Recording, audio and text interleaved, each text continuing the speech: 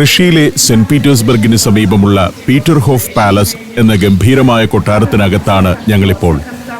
Russia ഭരിച്ച മഹാനായ Peter ചക്രവർത്തി പണിത കൊട്ടാരം സെന്റ് പീറ്റേഴ്സ്ബർഗിൽ നിന്ന് 30 കിലോമീറ്റർ അകലെയാണ്.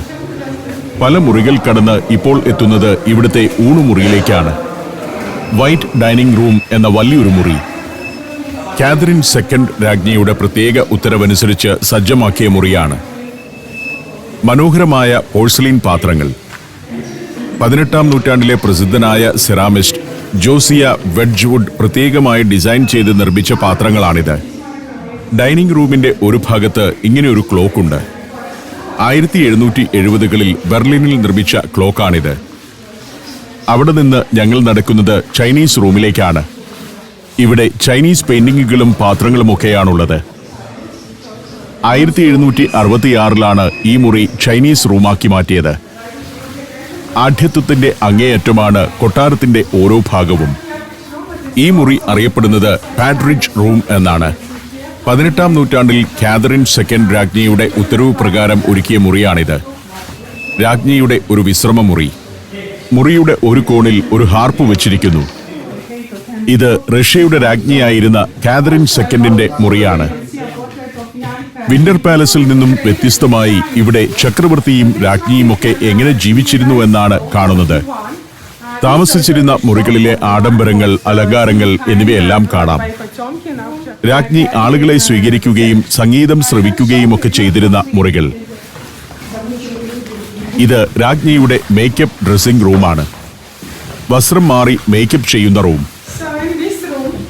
ഇങ്ങനെ ഓരോ മുറിയിൽ നിന്ന് അടുത്ത മുറിയിലേക്ക് കടന്ന് അങ്ങനെ പോകാം. ഇതിനെല്ലാം വാതിലുകളുണ്ട്. വാതിൽ അടച്ചു കഴിഞ്ഞാൽ ഓരോന്നിനും പ്രൈവസി ഉണ്ടായിരുന്നു. ഒന്നിൽ നിന്ന് അടുത്ത ആന്റി ചേംബറിലേക്കൊക്കെ പോകാം. ഓരോ മുറിയും ഓരോ ഹോളും വർണ്ണാഭമാണ്. ഇപ്പോഴും അതെല്ലാം മനോഹരമായി സംരക്ഷിക്കുന്നു എന്നതാണ് പ്രധാന കാര്യം. അടുത്തതായി ഞങ്ങൾ ചെല്ലുന്നത് കൊട്ടാരത്തിലെ ചെറിയ പാർട്ടികൾ നടന്നിരുന്ന ഒരു മുറിയിലേക്കാണ്. ചക്രവർത്തി അതിഥികളെ സൽക്കരിച്ചിരുന്ന മറ്റൊരു മുറി. പല ഇവന്റുകൾ നടന്നിരുന്ന ഇടമാകാം. 1729 മുതൽ 1790 വരെ റഷ്യ ഭരിച്ച കാതറിൻ സെക്കൻഡ് ചക്രവർത്തിനിയുടെ ഛായാചിത്രമാണിത്. ഇത് നിക്കോളാസ് ഒന്നാമനാണ്. അലങ്കാര സമൃദ്ധമായ ഫർണിച്ചറുകൾ. ഇവിടെ ഫ്രഞ്ച് മാതൃകയിൽ തയ്യാറാക്കിയ ഒരു മുറിയുണ്ട്. അതിന്റെ ഒരു ഭാഗത്ത് ഒരു സിംഗിൾ കട്ടിൽ. ഇത് ഒരു രാജകുമാരിയുടെ മുറിയായിരുന്നു. ചെറുപ്പത്തിലെ മരിച്ചുപോയ രാജകുമാരിയുടെ മുറി. എല്ലാം വിശദമായി കാണിക്കുന്നില്ല. പിന്നെ ഞങ്ങൾ ചെല്ലുന്നത് ഒരു സുവനീർ കടയിലേക്കാണ്. അവിടെ രാജകൊട്ടാരത്തിൽ ഉപയോഗിച്ചിരുന്ന തരം പോഴ്സലിൻ പാത്രങ്ങളും അക്കാലത്തെ ശില്പങ്ങളുമെല്ലാം വിൽപ്പനയ്ക്കുണ്ട്. ധാരാളം ചെറുശില്പങ്ങൾ. നമുക്ക് വാങ്ങാൻ പറ്റുന്നതിനേക്കാൾ വലിയ വിലയാണ്. എങ്കിലും ചിലരൊക്കെ എടുത്തു നോക്കുന്നു. ചിലതൊക്കെ വാങ്ങാൻ താൽപ്പര്യപ്പെടുന്നു. 5000 റൂബിളൊക്കെയാണ് പലതിൻ്റെയും വില. ഞങ്ങൾ കൊട്ടാരത്തിൽ നിന്ന് പുറത്തിറങ്ങി. നേരം 4 മണിയാകാറായിരിക്കുന്നു. പക്ഷേ ഇരുട്ടിയിട്ടില്ല. അങ്ങേയറ്റത്ത് സ്വർണ്ണ ഗോപുരത്തോടു കൂടിയ പള്ളി. കൊട്ടാരത്തിന്റെ ഭാഗമായ പള്ളിയാണ്. മുറ്റത്ത് നിന്ന് നോക്കുമ്പോൾ അങ്ങേയറ്റത്ത് കടൽ കാണാം. ഫിൻലാൻഡ് ഉൾക്കടൽ. അതിലേക്ക് ചെന്നു ചേരുന്ന ഒരു ചെറിയ കനാൽ. അതിന്റെ 2 വശങ്ങളിലുമായിട്ട് ഉദ്യാനം. രാജാവ് മൃഗയാവിനോദത്തിനും വിശ്രമിക്കാനുമൊക്കെ പോയിരുന്ന ധാരാളം മരങ്ങളുള്ള ഉദ്യാനമാണത്. തിരിച്ചു നടക്കുമ്പോഴേക്കും സന്ധ്യയായി. 4:30 ആയിരിക്കുന്നു. നല്ല തണുപ്പാണ്. ബസ്സിലേക്ക് നടന്നു. ഇന്നത്തെ ഒരു ദിവസം മുഴുവൻ റഷ്യൻ സാർ ചക്രവർത്തിമാരുടെ പ്രൗഢമായ ജീവിതത്തിന്റെ കാഴ്ചകളാണ് കണ്ടത്. അവരുടെ ആഢ്യത്വത്തിന്റെ കാഴ്ചകൾ. ഇനി ഞങ്ങൾ റഷ്യയുടെ സാംസ്കാരിക കാഴ്ചകളിലേക്ക് കൂടിയാണ് പോകുന്നത്. രാത്രിയും കുറച്ചു കാഴ്ചകളുണ്ട്. ഞങ്ങൾ മറ്റൊരു ചരിത്ര നിർമ്മിതിയുടെ സമീപത്തേക്കെത്തി. Kazan cathedral. ഇതിവിടുത്തെ പ്രമുഖമായൊരു കത്തീഡ്രലാണ്. റഷ്യയിൽ ഏറെ ആദരിക്കപ്പെടുന്ന അവർ ലേഡി ഓഫ് കസാനു വേണ്ടി സമർപ്പിച്ചിരിക്കുന്ന ദേവാലയമാണിത്. കന്യാമറിയത്തെയാണ് അവർ ലേഡി ഓഫ് കസാനായി ആരാധിക്കുന്നത്. റഷ്യയിൽ പ്രശസ്തമായ 2 കസാൻ കത്തീഡ്രലുകളുണ്ട്. ഒന്ന് മോസ്കോയിലാണ്, മറ്റൊന്ന് ഇതും. പ്രൗഢിയുടെ കാര്യത്തിൽ സെന്റ് പീറ്റേഴ്സ്ബർഗിലെ ഈ കത്തീഡ്രലാണ് മുന്നിൽ. റഷ്യൻ പ്രഭുവും പൗരപ്രമുഖനുമായിരുന്ന അലക്സാണ്ടർ സെർഗിയേവ് സ്ട്രോക്കോനോവാണ് ഈ കത്തീഡ്രലിന്റെ നിർമ്മാണത്തിന് നേതൃത്വം വഹിച്ചത്. പ്രസിദ്ധനായ വാസ്തുശില്പി ആന്ദ്രേ വെറോനിഖിനായിരുന്നു നിർമ്മാണ ചുമതല. വിശാലമായ ഒരു കത്തീഡ്രൽ നിർമ്മിക്കാനുള്ള ഉത്തരവ് ലഭിച്ചപ്പോൾ വെറോനിഖിൻ ഇതിന് മാതൃകയാക്കിയത് റോമിലെ സെന്റ് പീറ്റേഴ്സ് ബസിലിക്കയാണ്. കൂറ്റൻ തൂണുകളും മേൽക്കൂരയും അലങ്കാരങ്ങളുമെല്ലാം അതേപടി അനുകരിക്കുകയാണുണ്ടായത്. പള്ളിക്കകത്തേക്ക് കയറി ചെന്നു. അതിവിശാലമായ പള്ളിയാണ്. രാത്രിയിലും ധാരാളം സന്ദർശകർ വന്നിട്ടുണ്ടിവിടെ. ഇതിനകത്ത് പ്രാർത്ഥനയും നടക്കുന്നുണ്ട്. കുർബാന നടക്കുന്ന സമയമാണ്. റഷ്യൻ ഓർത്തഡോക്സ് സഭയിലെ തന്നെ പ്രമുഖമായൊരു പള്ളിയാണ് ഈ കസാൻ കത്തീഡ്രൽ. സെന്റ് പീറ്റേഴ്സ്ബർഗ് മെട്രോപോളിസിന്റെ മാതൃദേവാലയമാണ് ഇന്നിത്. 1812 നെപ്പോളിയൻ റഷ്യയിലേക്ക് പടനയിച്ചപ്പോൾ റഷ്യൻ ഇംപീരിയൽ സേനയുടെ കമാൻഡർ ഇൻ ചീഫായിരുന്ന ജനറൽ മിഖായേൽ കുട്ടുസോവ് ഈ പള്ളിയിൽ വന്ന് പ്രാർത്ഥിച്ചത്രേ. തുടർന്ന് അദ്ദേഹം നടത്തിയ സൈനിക നീക്കത്തിൽ നെപ്പോളിയന്റെ സൈന്യത്തെ കൃത്യമായി ചെറുക്കാനായി. അതോടെ ഈ കത്തീഡ്രലിന്റെ പ്രാധാന്യം ഒന്നുകൂടി വർദ്ധിച്ചു. നെപ്പോളിയനെതിരെയുള്ള യുദ്ധവിജയത്തിന്റെ സ്മാരകമായി കസാൻ കത്തീഡ്രൽ അറിയപ്പെട്ടു തുടങ്ങുകയും ചെയ്തു. റഷ്യൻ പുരാനഗരമായ കസാന്റെ രക്ഷാദേവതയായ കന്യാമറിയത്തെ റഷ്യയിലുടനീളം ആരാധിക്കുന്നുണ്ട്.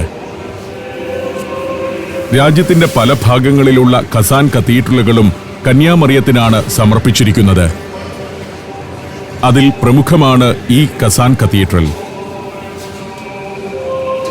അങ്ങേയറ്റത്ത് അൾത്താര. അവിടെ ഒരു വൈദികൻ കുർബാന ചൊല്ലുന്നുണ്ട്. മതപരമായി മാത്രമല്ല, രാഷ്ട്രീയപരമായും റഷ്യയിൽ ഏറെ പ്രാധാന്യമുള്ള ഒരു കത്തീഡ്രലാണിത്. റഷ്യയുടെ ചരിത്രത്തിലെ ആദ്യ രാഷ്ട്രീയ പ്രകടനം നടന്നത് ഈ കത്തീഡ്രലിന് മുന്നിലാണ്. 1876 ഡിസംബർ 6 അത്. ചക്രവർത്തിയുടെ നയങ്ങളിൽ പ്രതിഷേധിച്ചുള്ള ആ തൊഴിലാളി പ്രകടനത്തിൽ 400 പേർ പങ്കെടുത്തു. അവരിൽ മിക്കവരെയും പിടികൂടി സൈബീരിയയിലേക്ക് നാടുകടത്തുകയാണുണ്ടായത്. 1917 റഷ്യൻ വിപ്ലവത്തോടെ ഈ പള്ളി അടച്ചുപൂട്ടിയിരുന്നു. പിന്നീട് മതം, നിരീശ്വരവാദം എന്നിവ സംബന്ധിച്ചുള്ള ഒരു മ്യൂസിയമായി ഇതിനെ മാറ്റി. റഷ്യയിലെ തന്നെ ഏറ്റവും വലിയ മതവിരുദ്ധ മ്യൂസിയങ്ങളിൽ ഒന്നായിരുന്നു പിന്നെ വർഷങ്ങളോളം ഇത്. സോവിയറ്റ് യൂണിയന്റെ തകർച്ച തുടങ്ങിയ കാലത്താണ് പള്ളിയിൽ വീണ്ടും ആരാധന തുടങ്ങിയത്. ഞങ്ങൾ പള്ളിയിൽ നിന്ന് പുറത്തേക്കിറങ്ങി. പുറത്ത് കൊടും തണുപ്പായി കഴിഞ്ഞു. ഞങ്ങൾ നടക്കുകയാണ്. തണുപ്പാണെങ്കിലും ഞങ്ങൾ ഈ നഗരത്തിലൂടെ നടക്കാനുള്ള ഒരവസരവും കളയുന്നില്ല. ഇനി പോകുന്നത് ഡിന്നറിനു വേണ്ടിയാണ്. ഒരു കൾച്ചറൽ ഷോ ആസ്വദിച്ചുകൊണ്ടുള്ള ഡിന്നറാണത്. Cultural show with dinner. Champagne ഡിന്നറാണ്. ഗാല ഡിന്നർ അഥവാ 4 കോഴ്സ് ഡിന്നറാണ് ഞങ്ങൾക്കായി ഒരുക്കിയിരിക്കുന്നത്. ഇവിടുത്തെ നിക്കോളൈവ്സ്കി പാലസിലേക്ക് നടന്നെത്തി. ഈ കൊട്ടാരത്തിലാണ് ഡിന്നർ. ഇത്തരത്തിലുള്ള വ്യത്യസ്തവും പ്രൗഢവുമായ പരിപാടികളാണ് സഞ്ചാരം ടൂർ ഒരുക്കുന്നത്. ഫാഷൻ പരേഡും കൾച്ചറൽ ഷോയും വമ്പൻ പാർട്ടികളുമൊക്കെ നടക്കുന്ന ഇടമാണ് നിക്കോളൈവ്സ്കി പാലസ്. 1861 പണി പൂർത്തിയായ വമ്പനൊരു കൊട്ടാരമാണ് നിക്കോളൈവ്സ്കി പാലസ്. നിക്കോളാസ് 1 ചക്രവർത്തി തന്റെ മക്കൾക്ക് വേണ്ടി പണിത കൊട്ടാരം. ഞങ്ങൾ ചെല്ലുമ്പോൾ അവിടെ ഒരു ഫാഷൻ പരേഡ് നടക്കുകയാണ്. സുന്ദരിമാർ പടവുകൾ ഇറങ്ങി വരുന്നു. പല നിലകളിലുള്ള ബാൽക്കണിയിലിരുന്ന് ആളുകൾ ഇത് കാണുന്നുണ്ട്.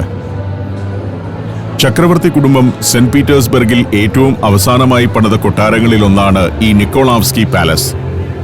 19-ാം നൂറ്റാണ്ടിലെ പ്രശസ്തനായ ആർക്കിടെക്ട് ആന്ദ്രേ സ്റ്റാക്കൻ സ്നൈഡറാണ് ഇത് രൂപകൽപ്പന ചെയ്ത് നിർമ്മിച്ചത്. ചക്രവർത്തിയുടെ മക്കൾക്ക് വേണ്ടിയുള്ള കൊട്ടാരം എന്നാണ് പറയുകയെങ്കിലും നിക്കോളാസ് 1 മൂന്നാമത്തെ പുത്രൻ ഗ്രാൻഡ് ഡ്യൂക്ക് നിക്കോളായ് നിക്കോളേവിച്ചിനാണ് കൊട്ടാരത്തിന്റെ അവകാശം ലഭിച്ചത്.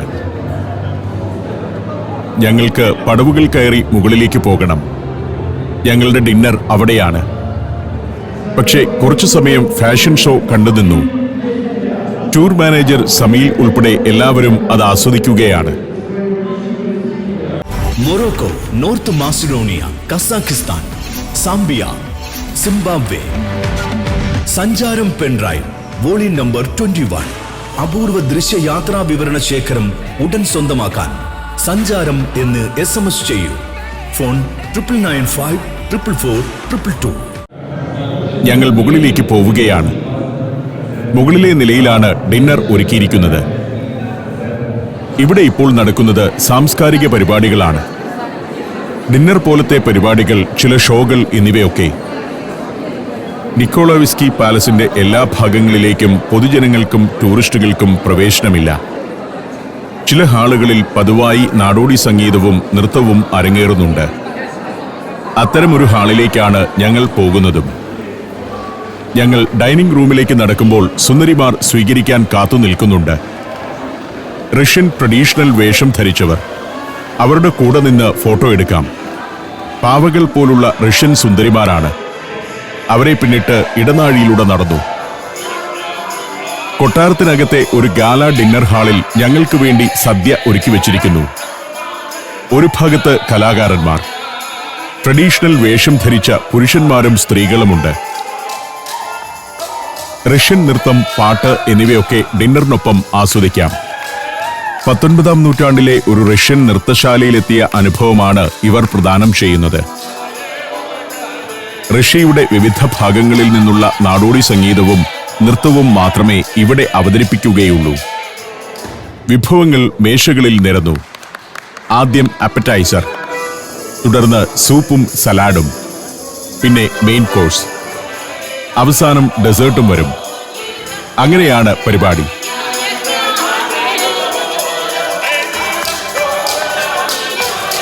ഈ സമയത്തൊക്കെ ഒരു വശത്ത് കലാപരിപാടികൾ നടന്നുകൊണ്ടിരിക്കും. ഭക്ഷണം കഴിക്കേണ്ടവർക്ക് കഴിക്കാം, കലാപരിപാടി കാണേണ്ടവർക്ക് കാണാം, കൂടെ പോയി നൃത്തം ചെയ്യാം.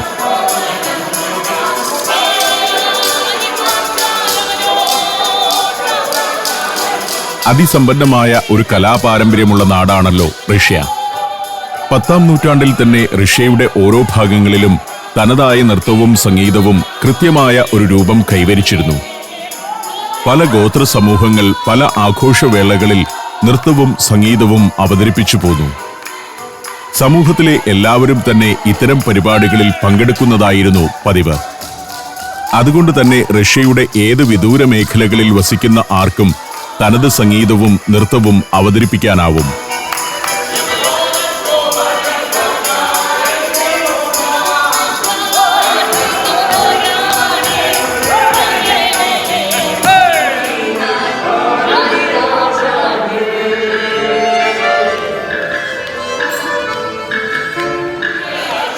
ഇതിനിടെ ഷാമ്പയിനും വിളമ്പും.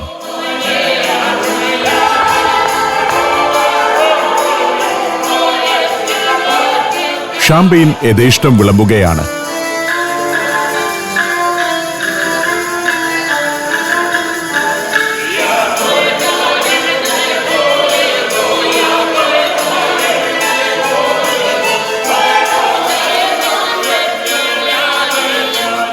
നൃത്തവും പാട്ടും റഷ്യക്കാരുടെ സാമൂഹ്യ ജീവിതത്തിന്റെ ഭാഗമാണ്.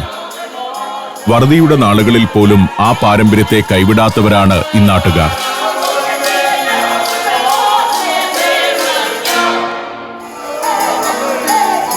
ഖോറോവോദ് എന്നൊരു നൃത്തമുണ്ട് റഷ്യയിൽ. റഷ്യയിലെ ഏറ്റവും പഴയ നൃത്തമെന്നാണ് അതിന്റെ വിശേഷണം. ആളുകൾ വൃത്താകൃതിയിൽ ചേർന്ന് നിന്ന് പാടുകയും ചുവടുവെക്കുകയും ചെയ്യുന്ന ഖോറോവോദ് ഇന്നും റഷ്യൻ ഗ്രാമങ്ങളിൽ പൊതുചടങ്ങുകളിലെല്ലാം അവതരിപ്പിക്കപ്പെടുന്നു. മൃദുചലനങ്ങളും വട്ടം ചുറ്റലും ഉയർന്നു ചാടലും തറയിൽ ശക്തമായി ചവിട്ടലുമെല്ലാമുള്ള ബാരിന്യയാണ് റഷ്യൻ നാടോടി നൃത്തങ്ങളിൽ പ്രധാനപ്പെട്ട മറ്റൊന്ന്. ഈ പരിപാടികളെല്ലാം വ്യത്യസ്ത അവസരങ്ങളിൽ ഈ കൊട്ടാരത്തിൽ അവതരിപ്പിക്കാറുണ്ട്. പുതിയ പുതിയ കഥാപാത്രങ്ങൾ വേദിയിലെത്തുന്നുണ്ട്. 2 പെൺകുട്ടികൾ കൂടി എത്തിയിരിക്കുന്നു.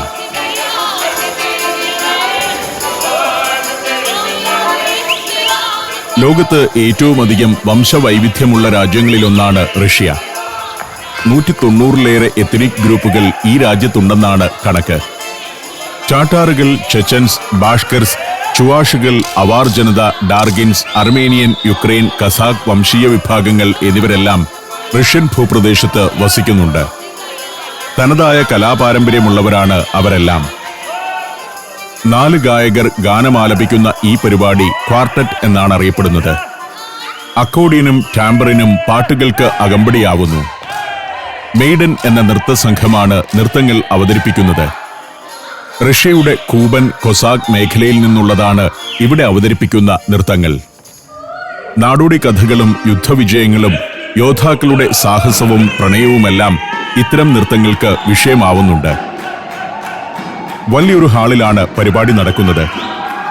ഞങ്ങൾക്ക് വേണ്ടി മാത്രമുള്ള എക്സ്ക്ലൂസീവ് കൾച്ചറൽ പരിപാടിയും ഡിന്നറുമാണ് ഇന്ന്. സഞ്ചാരം ടീമിനു വേണ്ടി മാത്രമുള്ള പരിപാടി. പരിപാടികൾ ഇങ്ങനെ തുടർന്നുകൊണ്ടേയിരുന്നു. ഞാൻ അതിന്റെ ഓരോ ഘട്ടവും ചിത്രീകരിച്ച് എടുത്തുകൊണ്ടുവരുന്നു.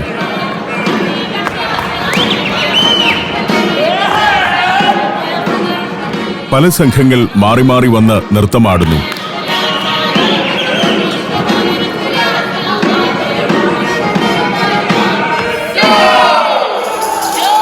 ഇവർ സ്ഥിരം കലാകാരന്മാരാണ്. ഓരോ നൃത്തവും കഴിഞ്ഞാൽ ഇവരുടെ ഒരു പ്രയോഗമുണ്ടാകും. ഇവർ ധരിച്ചിരിക്കുന്നതാണ് ശരിക്കുമുള്ള റഷ്യൻ ട്രഡീഷണൽ വസ്ത്രം. പണ്ട് സോവിയറ്റ് നാട് മാസികകളിലൊക്കെ ഇത്തരം വേഷം ധരിച്ചവരുടെ ഫോട്ടോകൾ ഞാൻ കണ്ടിട്ടുണ്ട്. നമ്മൾ അന്ന് വിചാരിച്ചിരുന്നത് എല്ലാ റഷ്യക്കാരുടെയും വേഷം ഇതാണെന്നാണ്. ഇത് കലാപരിപാടികൾക്കും പ്രത്യേക അവസരങ്ങളിലും മാത്രം ധരിക്കുന്ന വസ്ത്രമാണ്.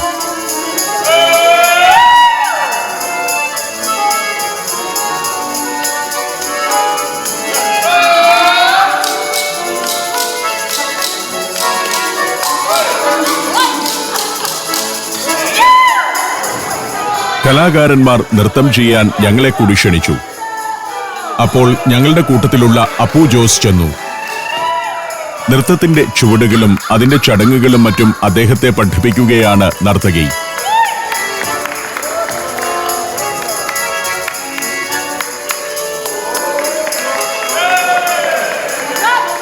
ഇത്തരത്തിലുള്ള ആഘോഷ നൃത്തം നമ്മൾ മലയാളികൾക്കാണ് അധികം പരിചയമില്ലാത്തത്.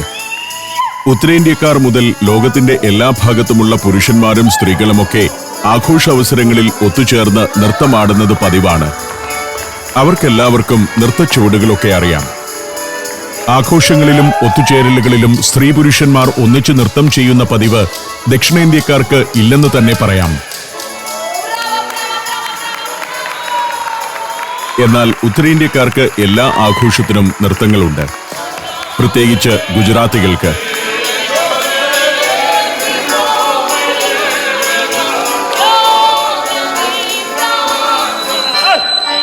അടുത്ത ടീമെത്തി.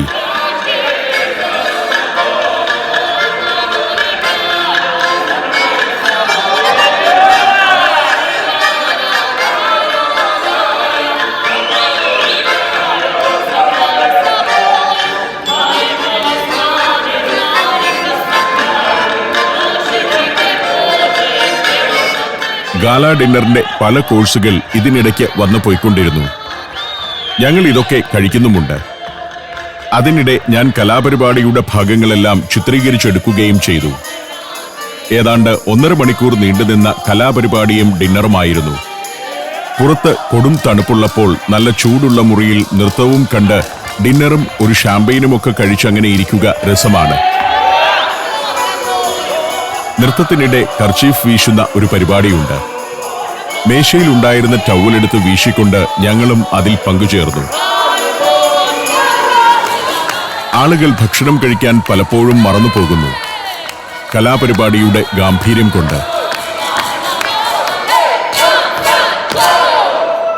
ഒരു നൃത്തം കൂടി അവസാനിച്ചു. ഡിന്നർ തുടരുകയാണ്. നർത്തകരുടെ അടുത്ത ഒരു ബാച്ചെത്തി. 10-12 പേരടങ്ങിയ ഒരു കലാസംഘമാണിത്. അവർ വേഷം മാറി വന്നാണ് നൃത്തം അവതരിപ്പിക്കുന്നത്, ഓരോ ബാച്ചുകളായിട്ട്. അവരുടെ വേഷവും പെർഫെക്ഷനും അപാരമാണ്.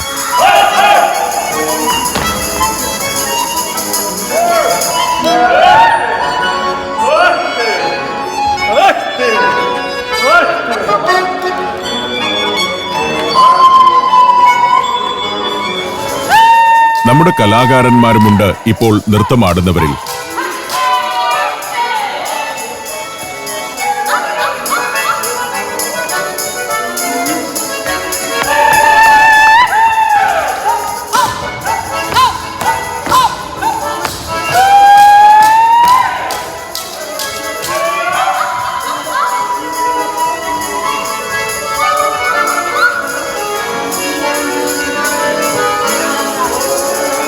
നൃത്തപരിപാടി അവസാനിക്കുകയാണ്. കലാസംഘം നന്ദി പറഞ്ഞു. കൈവീശിക്കൊണ്ട് അവരെല്ലാവരും മടങ്ങി. പോകുമ്പോഴും അക്കോർഡിയനിൽ നിന്ന് സംഗീതം ഉതിരുന്നുണ്ട്. അവിസ്മരണീയമായ ഒരു റഷ്യൻ സായാഹ്നം. ഞങ്ങൾ പുറത്തേക്കിറങ്ങുമ്പോൾ ഫാഷൻ പരേഡ് അവസാനിച്ചിട്ടേയുള്ളൂ. നിക്കോളാവ്സ്കി പാലസിൽ നിന്നും ഞങ്ങൾ ഹോട്ടലിലേക്ക് മടങ്ങുമ്പോൾ രാത്രി ഏറെ വൈകിയിരുന്നു.